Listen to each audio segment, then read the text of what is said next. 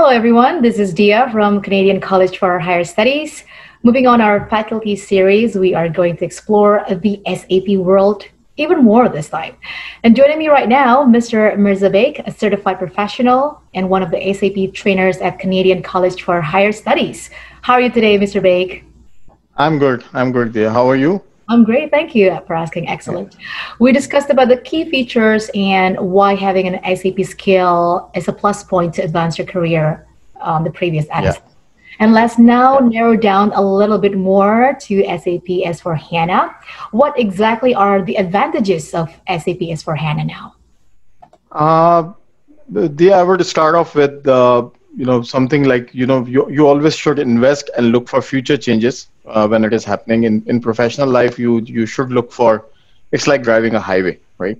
And Mhm. on the highway, you are on a speed of 100 or 120, and then you should be scanning around for vehicles or anything which is changing, not only front but even on the back. So the same thing happens with your career changes. And looking at SAP is changing big time with the technology, with the businesses around the world, even in pandemic. Mhm. And the life is going to change. So everything which is related to infrastructure, information technology, Mhm. ERP, which is enterprise resource planning, SAP has been thinking previously like they will start putting everything on S/4HANA from 2025 onward. Right. With this change, people got to know that, okay, people can do also the businesses while sitting at home, and they need some technology to Mhm. work from home. So manufacturing companies, big trading companies working on SAP, they were worried that, okay, everybody has to be an access to get into. So Right. they come up with something called Fiori, Fiori. I think we spoke in the last session also. But Yes. Fiori is something which is a big change in the way, the fear factor is taken out of SAP. Previously, people were of the view that SAP has something which keeps them, keep the senior management stop from working, or senior management, they don't like to go into the SAP system and log into the key codes and all. So that is giving them not only a backbone. As for Mhm. HANA will be the backbone. It's like restructuring something, Okay. and then a lot of applications which are connecting with S4 HANA, they Mhm. are business forward looking business. So that is why S4 HANA is the key advantage if somebody learns it, if Right. somebody has the knowledge of it, or if somebody has a command on it. And what type of industries that require this specific skill, the S/4HANA? They are mostly, I would say, any industry which is mid to large size. Mhm. They are looking for investing in SAP S for HANA, or SAP rather, because it's a big investment. So any company which is a small size, they are aspiring to become mid to big size. They can think of moving into, as they evolve, they can go into.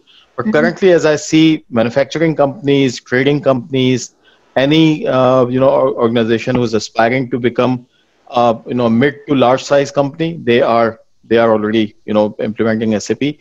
Size does not matter. Actually, it's your ambition and it's your forward looking thing.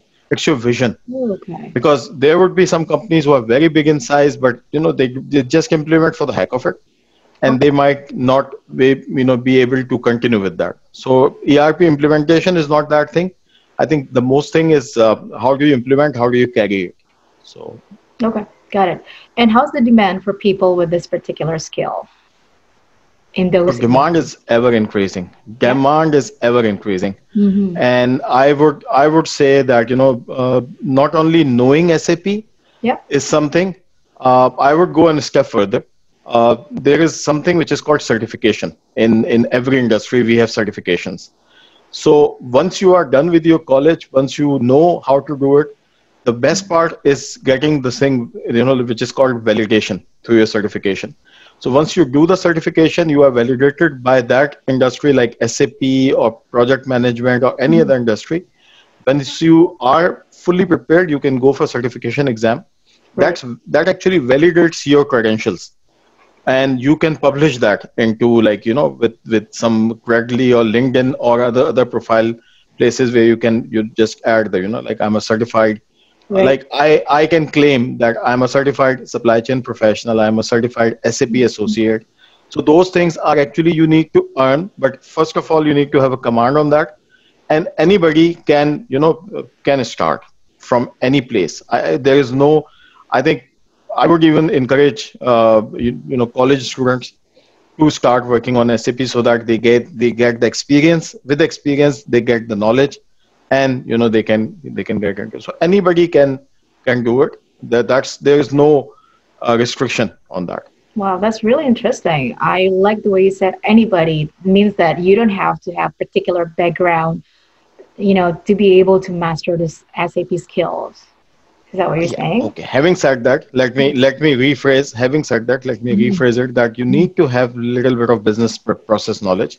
Okay. Uh, if you fail to apply that business process knowledge, you might need, it's like running a race. Have you ever seen those three-legged race? Like two people are running together with Right. one of them leg is tied. So it doesn't get synchronized. Most of the time they fell down because they are not synchronized unless they do a lot of practice. That's when I'm saying that if you have a business knowledge, Mhm. no worries. You can start from any field. Okay. Is this skills applicable for entrepreneurs, do you think? Entrepreneurs make very good consultants, I would say, Yeah. because entrepreneurs are people who I have seen a lot of entrepreneurs, working that they have started from some place and they started learning, Hmm. and they have the knowledge. So anybody who is an entrepreneur definitely has little bit of knowledge from somewhere. They are ahead of some people because they are learning by themselves. So maybe the learning curve is a bit right angle. It's not a curve, but I Okay. believe entrepreneurs can also learn and they can apply. And for them it's not like anybody who can start off who is very good in project management, so Right. he can start off with as a project manager for SAP implementations, Hmm. and there is a complete list of activities which you do in your project in SAP. So me as a let's say a materials management consultant, I will always look for a project manager to tell me how we are going to go ahead and what are the plans, the budgets, and all that stuff. So again, entrepreneurs are also very much welcome to this arena. Yeah, right. Because with the pandemic, with the shutdowns of so many jobs, people have started to develop the skills, right? To start their own business, to create a startup, and Yeah. this could be.